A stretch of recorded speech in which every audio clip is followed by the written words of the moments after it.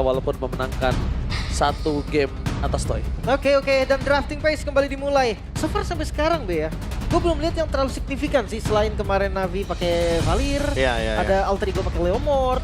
Dari minggu yang kemarin sampai sekarang kayak masih so-so bisa dibilang.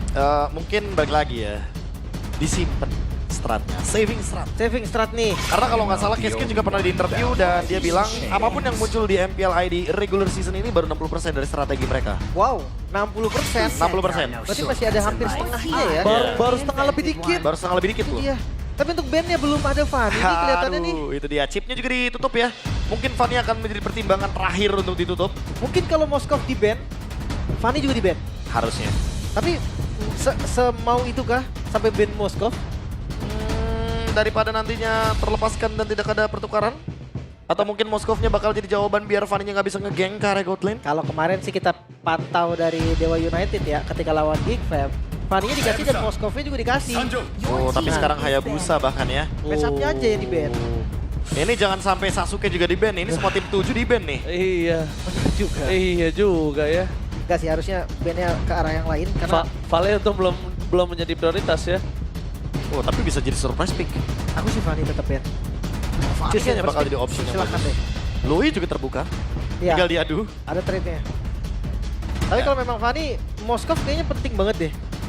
Iya, Safety, pertimbangannya adalah Moskov ya. Jadi, apakah kali ini Ararkio akan melepaskan Fanny dari Make Kids dan merespon mungkin dengan hero-hero yang cukup bisa menjawab seperti Franco salah satunya nanti. Pikov. Gue lebih ke Moskov Surprise. Badang dulu sih. Ya, Moskov ya boleh sih. Moskov Badang kan, Badangnya Diren. Time to drop the Diadu itu ini dia. Diadu. Suyo, Fanny, dan banyaknya hero lain yang bisa melakukan pick off. Gimana kalau gak first pick, Be? Ingat, pilihan pertama kalian menentukan sekali. Iya. Kalau ada- dia gak first pick Fanny gimana? Mungkin bisa ambil Loi dulu. Atau Chushin dulu bahkan. Atau Moskov dulu bahkan. Oh, Moskov first pick. Karena kalau misalkan dia ngambil Moskov, ya Fanny-nya akan lebih bebas nanti kan? Betul, kita betul. asumsikan kalau Ararki dia nggak mau ngambil Fanny. Wah, itu benar-benar jadi draft yang lebih menguntungkan untuk Geek Fam sih kalau emang mereka dapetin Moskov dan Fanny di satu tim yang sama. Iya kan? Enak kan? Sinerginya bakal enak banget, open map dan juga ada Spear of Destruction. Jadi mereka bisa menang kuantitas, mereka juga bisa menang quality map. Wah, aku penasaran sih. Ini draftnya bakal dibawa kemana nih? Apakah masih Fanny di first pick? Dan tidak. Itu yang gue bilang, itu Fanny dia. nggak first pick. Yes, Chushin dulu ya. Untuk mempertimbangkan open map, utility, tapi langsung direspon dengan Suyo. Oke, Suyo plus? respon Suyo dan Kalea kah? Kalea, Gatot, Kalau gue sih, Kalea di ban. Gatot mungkin. Pertimbangan dengan Suyo kan kadang jadi salah satu draft yang sering diambil ya Betul. untuk 2 pick awal. Bisa, Kalea kan di ban. Berarti bisa kita bilang Gue ke Badang sih kalau stopper. Soalnya kita belum tahu bakal kemana. First man. Oh, flex juga. Oke. Flex Berarti juga. ini jawabannya ya. Mereka nggak mau membiarkan nanti Idok atau Diren ketahuan duluan hero-nya. Ambil dulu high loss-nya pokoknya. kalau misalnya nanti ada Fanny, pick ketiga bisa Franco. Bisa banget. Oh, ketiga. Berarti kejadian lagi dong. Idok dan juga Dairan. Tapi balik Flash lagi. yang sama. Kalau seandainya Franco-nya muncul, Luoi-nya pasti bakal ditutup dong kalau gitu. Iya. Dan follow up damage-nya juga. Ya. 1-1 pasti masuk ban. Dan ini dia setup apa yang akan ditujukan oleh Geek Fam karena mereka udah punya Chushin. Suyo tentu beberapa kali juga agak sedikit kerepotan ya kalau lawan Fanny sekalipun. Karena di early game balik lagi Fanny masih punya power yang itu ya tidak akan disia-siakan dan bahkan Harith. Not bad. Terlalu banyak hero power yang dia ambil sama Geek Fam. Ini gak cuma power Gila. tapi meta. Oke, Moskov ya. Kemarin ketika Dewa United bermain melawan Fanny-nya Geek Fam juga, masalah di Moskov adalah level 1 ditempelin sama Hellcard-nya Balois. Bener. Nah, ini apa kabar Hellcard nih? Hellcard, di Ben sampingnya bisa Ben Franco. Ya kan? Gatot? Nah, itu dia first man-nya ditutup dulu ya karena Gatot membuka ruang juga untuk Hellcard bisa muncul. Tapi Franco juga udah pasti ditutup. Franco Tigreal? Masih. Atau Franco Loi. Jadi mereka nggak bakal punya 2 teleportation. Karena Moskov juga punya teleportation dengan SOD. Oke, menarik juga sih. Jadi mid lane-nya juga dipersempit ya. Ya. Gue lebih ke ngelihat poke damage di area mid itu bakal bagus. Dan Oh. Loi sebenarnya bisa jadi makanan. Bentar, kita melupakan satu hero yang power banget dari kemarin, Kimi. Ini kasusnya beda sih, Be, kalau gue bisa bilang, Be. Kimi, balik lagi, Kimi ada Fanny sih, emang agak mengerikan ya. Tapi efek immobilize-nya setidaknya ada gitu loh. Cuma, Masalahnya nih, ini berantan. Oh, ada Puni di sana ya. Wah. Oke, tapi balik lagi nih kalau Halo. melihat dari roamernya. Franco udah ditutup, gold lane-nya udah ada Moskov juga di RRQ. Ini bisa aja mereka mainnya kayak badang-badang gitu kan. Iya udah pasti kan. Kayak mereka pasti main chain CC. Yang dimana nanti akan ngerepotin ke arah Fanny-nya juga. Walaupun kita tahu mungkin Fanny bisa ngejawab ya dengan adanya efek resilience yang dimiliki dari Tough Boots. Tapi seenggaknya agak sedikit kesulitan juga karena balik lagi udah ada high low single target. Moskov juga bisa menghentikan Fanny ketika berdekatan dengan tembok Spear of Misery. Tapi susah sih kalau misalkan dia ambil badang baru udah paling enak badang dari roamernya RRQ. First man-nya kasih ke Dairon lagi, mid-nya cari yang poke damage atau asuransi late game bahkan. Kita bisa-bisa aja. Nah, tapi badangnya di ban. Udah terbaca juga. Terbaca banget sih memang. Udah pasti obvious banget, pasti bakal cari chain CC ya. Yang bisa merepotkan Fanny. Semua yang bisa dibilang kita lihat Fanny-nya untuk bisa bermain ditutup. Iya, terganggu lah pokoknya. Terganggu dan tapi ini kita juga nggak boleh lupain kehadirannya loh bro. Kehadiran ini cukup diff loh pakai Harit ini. Iya. Dia bisa 1 lawan 2, 1 lawan 4, 1 lawan 3 bahkan. Itu sering terjadi loh. Ya ini pertimbangannya gimana caranya nge-burst Haritnya dulu nih. Dengan metode apa yang ingin dibawakan sama RRQ. Karena efek suppressnya udah nggak ada nih dari Franco. Pilihannya memang udah nggak banyak sih. Tapi kalau mau main pakai sisi singkat juga masih bisa ke arah romer-romer Khalid gitu nggak sih, Be? Khalid buat poke damage memenangkan area sungai berarti ya. Oh, Screening. Ini berarti bakal coba buat ngejawab gerakan dari Hylos dan Suyo-nya juga ya. Satu lagi Kemanapun badan. nanti di area sungai tentu bakal kejawab. Dan satunya harus badan sih lebih tepatnya.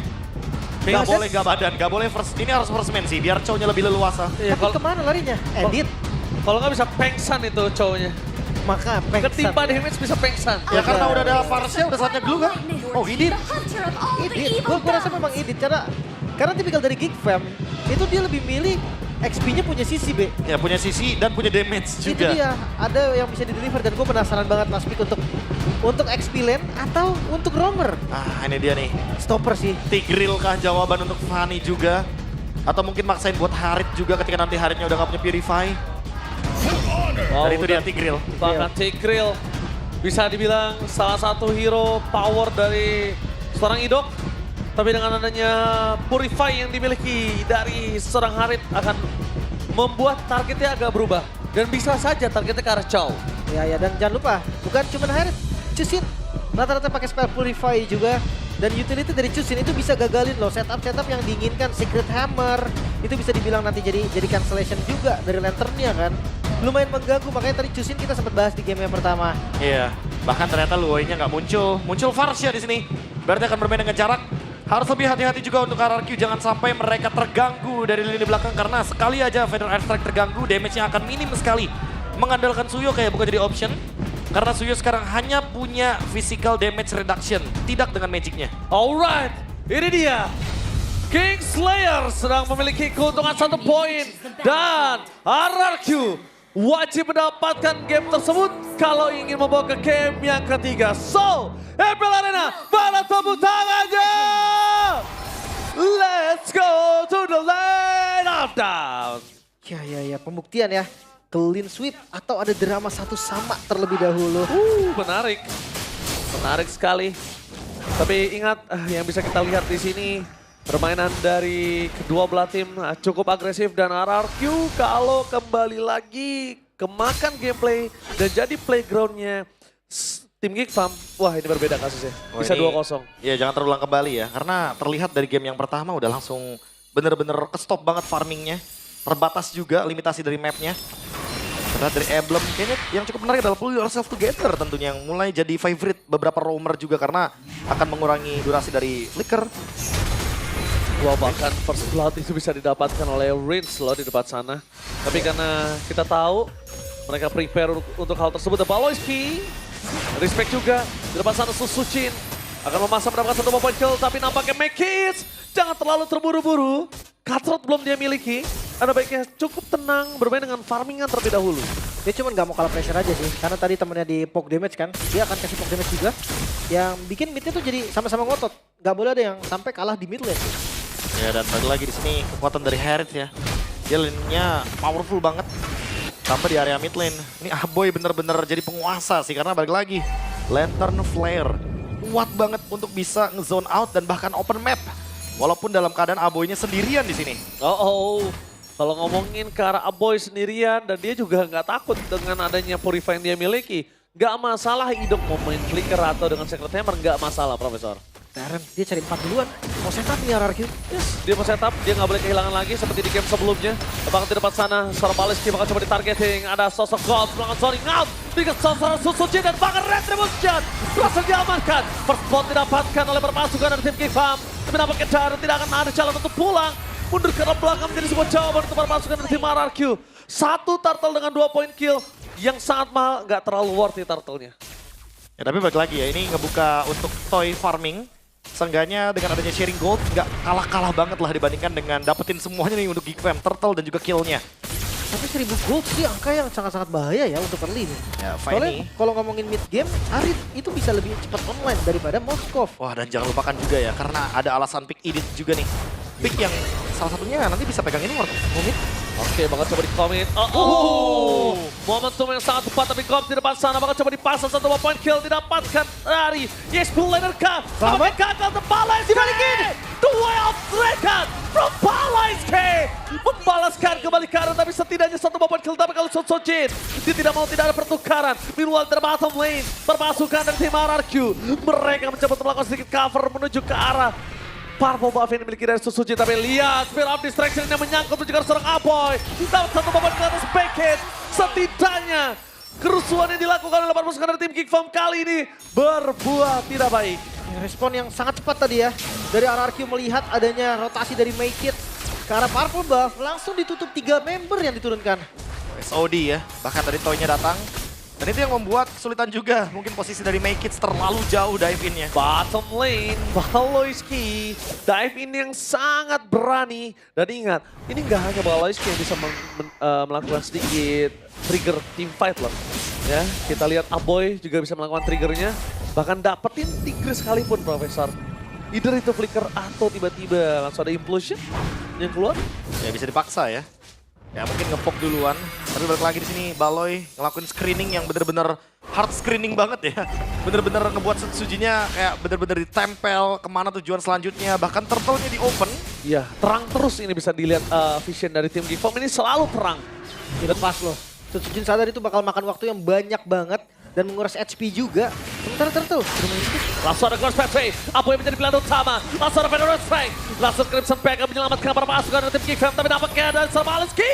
Tendangan yang gagal. Langsung implosion. Dibalaskan oleh Ito. Spear of Destruction for nothing. Para pasukan dari tim Regal Chaos memaksa mendapatkan seorang backhand. Perintah Retribution dari Sotsojin membuat tim fight menjadi lebih cukup adil. Meskipun mereka tetap harus kehilangan seorang Rins ya di arah Turtle. Tapi setidaknya Idok dan kawan-kawan berhasil mendapatkan keuntungan dengan mengurangi sedikit gold yang udah terpaut sangat jauh sebelum ini. Balik lagi ya, ini pertukaran 2 kill untuk Turtle. Balik lagi nggak adil juga sebenarnya, karena ini terjadi 2 kali berturut-turut. Dan Geek Fam sekarang punya ruang yang begitu bebasnya, terutama untuk My Kids. Dia bisa melakukan split push, dia bisa bermain di area jungle, bahkan menjadi eksekutor tentunya. Ketika nanti ada yang dalam keadaan low HP dari RRQ, karena power poke-nya dari Geek Fam ini masif banget loh. Sebenarnya dari RRQ juga bisa, tapi memang mengkhawatirkan aja. Karena ketika Twitter Strike dibuka, mungkin Make It di matanya, di layarnya itu cuma ada Pasha. Iya, dan bakal langsung Idok. Mencoba untuk dimakan dengan 3 orang di depan sana, nggak bisa diselamatkan Idok. Implosionnya for nothing, tak ada following up damage. Dan itu yang sempat kita bicarakan Profesor, dipaksa untuk implosionnya. Terlalu banyak kan poke damage-nya kan, ada 2 magic loh di sini, ada Cadera, ada Aboy. Dan ini dua-duanya nggak bakal berhenti untuk mengeluarkan damage-nya, terutama untuk Dairen dan Idok. Oke, tapi lihat Federal Strike memaksa dengan Purify, sebagai for defensive, Cadera pasti akan mengeluarkan Summon Force untuk menyelamatkan para pasukan dari tim Geek Fam. Ditabrak begitu saja, dan itu dia tertancap dengan adanya satu Spear yang sangat mahal membuat para pasukan dari tim Regal yang membawa kembali keadaan depan. Spear of Distraction gagal menancapkan Cadera. Tidak ada sedikit pun yang bisa didapatkan dari Serkanina dan juga Baleski. Mencoba untuk dikejar maksimum dan Sotsojin. Satu panah asmara berhasil mendapatkan point kill yang sangat mahal dari Cadera. Menutup farming Cadera, membuka jalan menuju ke arah bottom lane, membuka jalan untuk ke arah Turtle. Ini snowballing yang cukup mahal, membayar hampir 1000 gold. satu momentum yang tercipta. Membuat keuntungan yang dibuat oleh Geek Fam akan sia-sia, bahkan sekarang turtle-nya akan coba untuk dipaksa. Bakal dipaksa, Susujin pasti dapetin turtle tersebut. Dan ketika itu terjadi membuat para pasukan dari tim Geek Fam. Lihat di arah top lane, dia coba untuk melakukan split push power. Tapi ingat ngomongin split push power di sini mereka punya Moskov juga loh. Head to head dengan Fanny dengan ada Win of Nature nantinya itu sangat kuat. Ya bahkan lebih bisa menang Moskov ya dengan Spear of Mystery.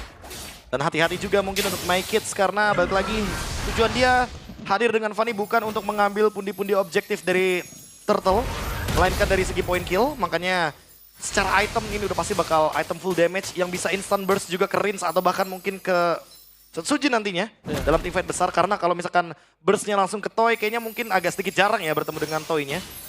Jadi mau gak mau kecuali di laning jauh. Sakit banget bos. Bisa juga Tapi Implosion menuju ke arah belakang target utama mereka seorang Baloyski yang tumbang begitu saja termakan dengan instan.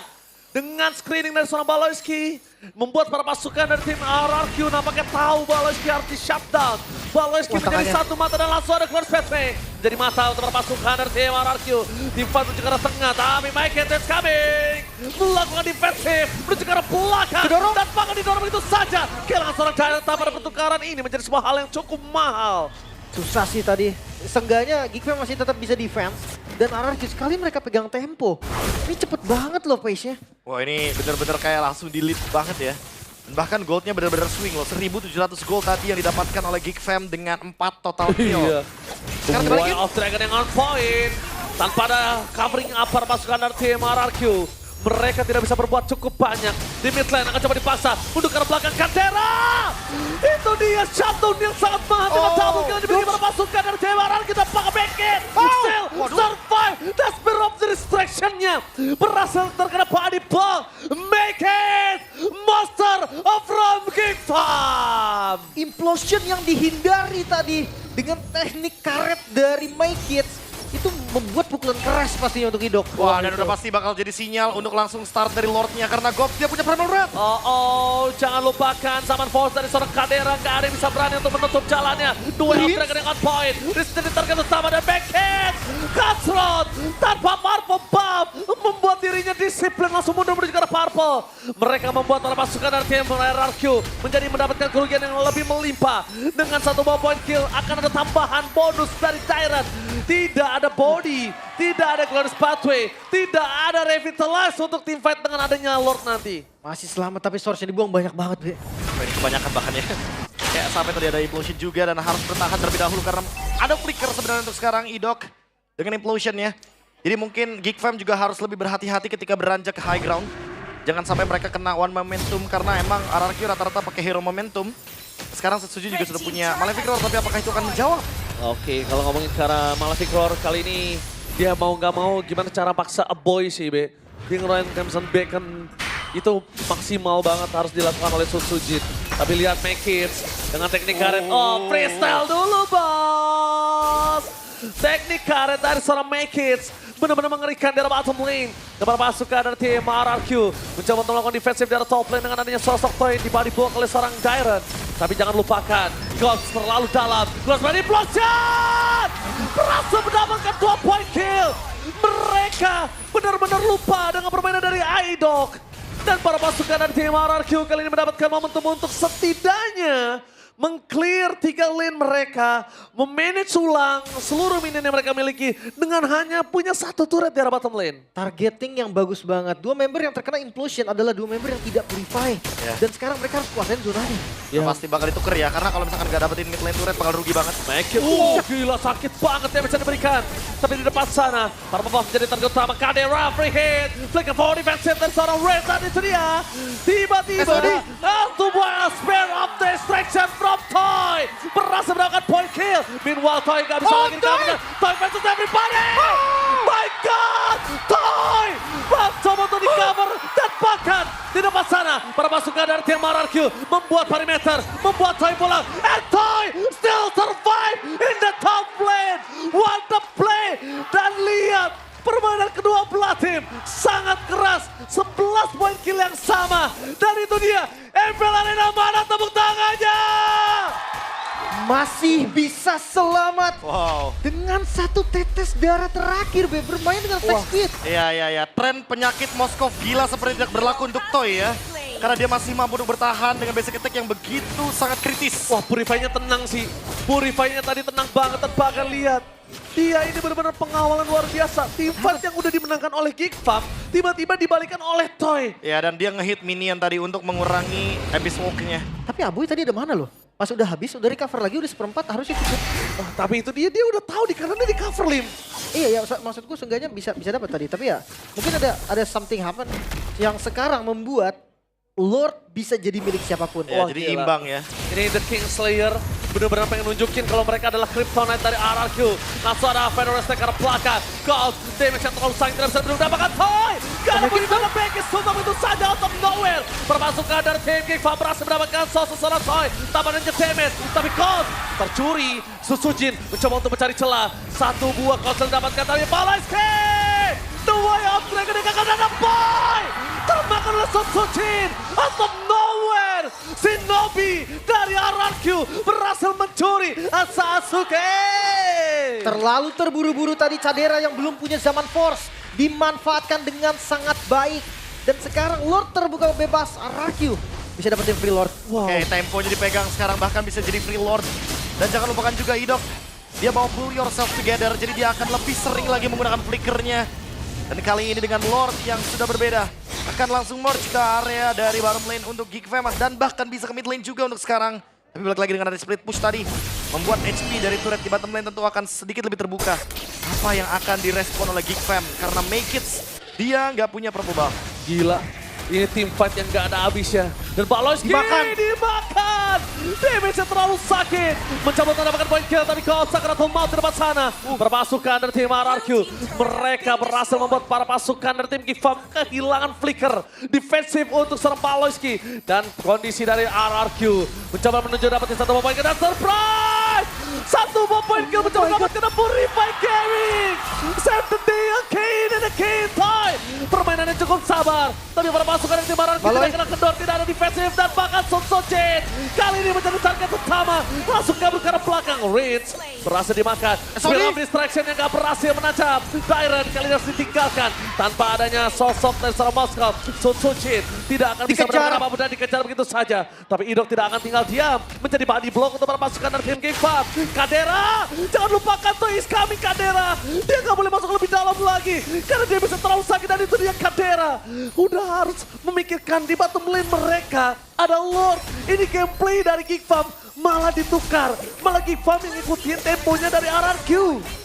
Sangat-sangat panas. Tarik ulur dari kedua tim yang gak bisa dianggap remeh. Kali ini adalah match papan atas yang terlihat dengan sangat jelas. What a match, what a game kali ini. And welcome back to Brawl Server. Team fight yang tiada hentinya ditunjukkan oleh kedua belah tim papan atas di MPL ID. Terutama untuk tadi sih, prolong team fight di bagian top lane memang sengaja dilakukan oleh Geek Fam. Dan mereka menghindari kehadiran dari Toy yang sudah tidak punya Purify, SOD-nya juga miss. Makanya mereka ingin memperpanjang team fight-nya. Tempo ditarik balik RRQ. Harus lebih berhati-hati, jangan sampai miss inisiasi karena di sini Idok udah nggak punya flicker lagi, dia harus lebih memperhatikan dan mempertimbangkan target untuk implosion selanjutnya. Wah, benar-benar match papan atas. Benar-benar ini kedua belah tim menunjukkan brawl servernya, Profesor, taringnya. Ini adu otot, adu ngotot. Dan juga bisa kita bilang ini makro gameplay dengan memiliki dua power split pushernya. Ini mereka harus hadapi dengan hati-hati, Lim. Tapi gue suka banget tarik ulurnya Sojin loh. Iya, benar. Dia triple kill tadi di Lord Pit. Dia bener-bener dengan ngandelin semua skillnya. Ambil kill mundur lagi, ambil kill mundur lagi. Hilang lari kiri ke belakang, dapetin lifesteal dulu. Itulah power dari Killing Spree ya. Karena buat sekarang Killing Spree bener-bener powerful banget untuk para assassin. Apalagi dengan adanya Suyo yang dia juga punya power dengan Queen's Wings. Wah, dia makin susah lagi untuk di take down. Dia nunggu Idok punya flicker sih. Pasti. Mereka nunggu Idok punya flicker, tapi lihat Glorious Pathway di depan sana. Memasukkan Fair Westek. Sarbalis dikagel untuk melakukan satu momentum. Tapi dengan adanya hanya Glorious Pathway ini kayaknya masih cukup worth it sih, Profesor. Di-kite aja ya, karena Iya. nggak ada Primal Ride dari Gobs berarti sekarang. Udah minim dari magic powernya. Iya. Tapi gak ada Glorious Pathway juga sebenarnya. Tapi Glorious Pathway dibandingkan Primal World, harganya mahalan Primal World jauh. Iya, setuju. Jauh banget. Dan cooldown-nya pun udah pasti bakal lebih cepat ya untuk Glorious Pathway. Karena hanya men-trigger beberapa battle spell aja, tapi ternyata battle spell-nya pun masih ready untuk Purify juga. Bawa show. Oke, bawa show. Meninggalkan mungkin beberapa jejak. Oh, di cover langsung lihat tuh second revitalize depan sana. Dan pangan berpalsukan dari Gigi Fast. Sodi. Tercuri dengan implosion. Buster Kill kehadiran dan Oh, no. Dominican. Ini bencana. Wipe out. Wipe out. Res Record Count. Memaksa menuju ke game yang ketiga. Membuat match papan atas lebih panas. Dan RRQ attack the game 2. Gak ada clean sweep. Drama satu-satu pun terjadi kali ini. Welcome di game yang ketiga Geek Fam. Gak bisa untuk mendapatkan kemenangan penuh dan RRQ sang raja bangkit. Sutsujin menunjukkan kelasnya in and out. Timing, semua dari Sutsujin bisa terbilang perfect. Ya, dan momen akhir benar-benar kepegang banget. Meninggalkan jejak dari Toy-nya ternyata malah kena SOD. Member dari Geek Fam berkumpul semuanya. Dan langsung disapu bersih. Ini benar-benar jadi momentum yang tidak bisa diulang kembali karena kembali lagi Implosion. Ini hero momentum. Jangan lupakan ada Tigreal, beranjak ke high ground salah, teamfight di area sempit juga salah. Geek Fam, mereka malah menggali kuburannya sendiri. Mereka malah membukakan ruang ketika Moskovnya muncul, mereka langsung targeting ke arah daerah, tapi itu malah menciptakan momentum bagi Doc. 4 member tadi yang kena. Implosion 4 member. Dan ingat, 3 diantaranya tidak membawakan Purify, jadi tentu akan langsung terkena efek stun dari Implosion. Gila, ini match yang sangat panas. Benar-benar panas. Benar-benar membuat para kedua belah tim ini berpikir dengan sangat keras.